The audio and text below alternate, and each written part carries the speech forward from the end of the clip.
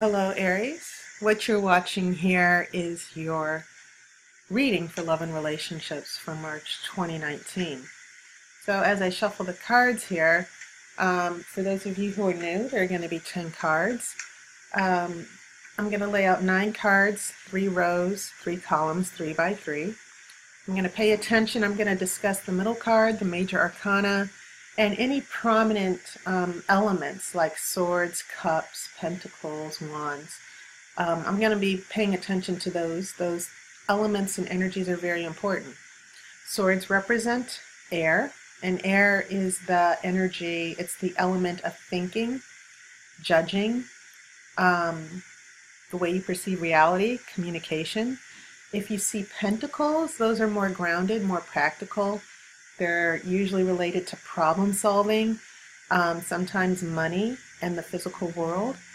If you see wands, which is your element, Aries, they represent fire, then we're talking about motivation and action and change.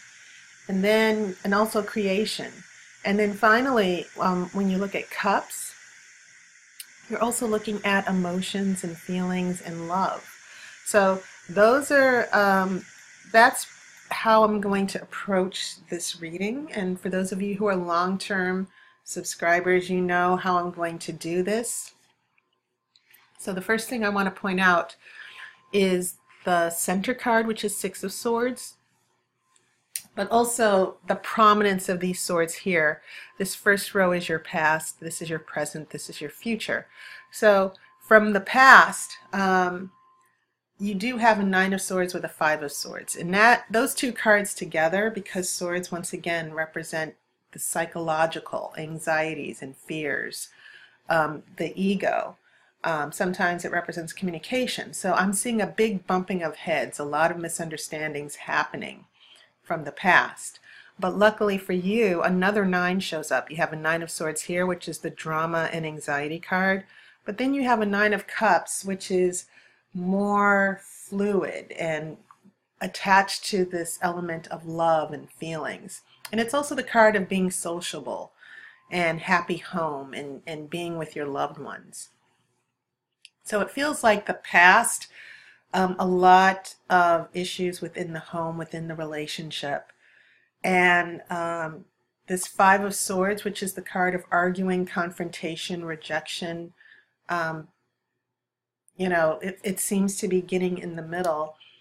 It seems to be an important part of you and your partner resolving those issues to get to that 9 of Cups. So when I look at that 6 of Swords in the center, just note that the wand is in his hand as he tries to navigate the boat. That wand symbolizes fire, but it's also that one wand is about motivation and change. Fire changes everything. You're using that wand to get to a better place. This is you with your intent, creating a new life for yourself, powering through these obstacles in the relationship. And it's sailing over water. But these swords tell me a little bit about you and your partner trying to heal after a big misunderstanding, and also just communication issues, getting it out in the open, and getting to that nice, happy place with the 9 of Cups where you guys can get back to being happy together. So as we move to the present, this is when we start getting these major arcana cards. And note that the High Priestess and the Chariot, they both have that crescent moon.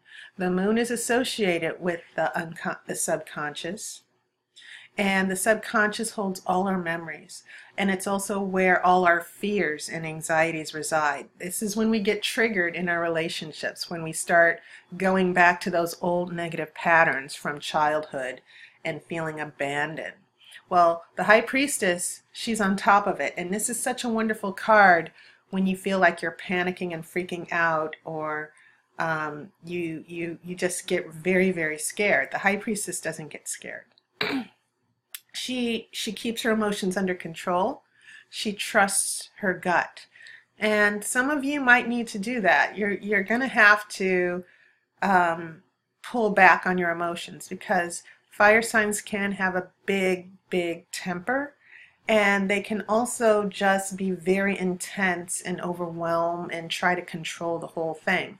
The High Priestess is about pulling back and not letting your subconscious fears get the best of you. And so you have a nice little transition with the Six of Swords, this card of healing, moving on. And it can also mean physical travel over water, by the way.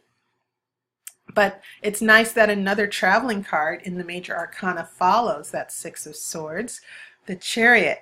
You have the black and the white horse working together. There's unity. The black horse, once again, represents the subconscious. The white horse, the consciousness. So when your conscious and subconscious are unified, and that same image of unity is also portrayed with the High Priestess, with one black tower and one white tower. Once again, unity and balance between the conscious and subconscious. The subconscious is not out of control. You're not panicking, freaking out. You're not playing into those old patterns that we all deal with, those dysfunctional patterns. And you're able to move on. Okay? So this is a good thing. And then in your future, you have even more major arcana. And you have this lovely Page of Wands now. The wand was here trying to row the boat, trying to get to a new place. And now you have this Page of Wands next to the Sun. You're ready for new adventure. And it's always good when you have two cards from the tarot with young, happy children. Note how the Sun makes everything positive. The Sun tells you it's all going to be okay. Don't worry. So a lot of your major arcana are sort of reaffirming, you know, it'll be okay, but don't panic. Don't get angry and don't react too much. Okay? So this Page of Wands, happy news. Pages can be someone delivering a message. A page can be about being very young and inexperienced or being a beginner. So you're going to get into a better place with your relationships. And then we have that Hangman.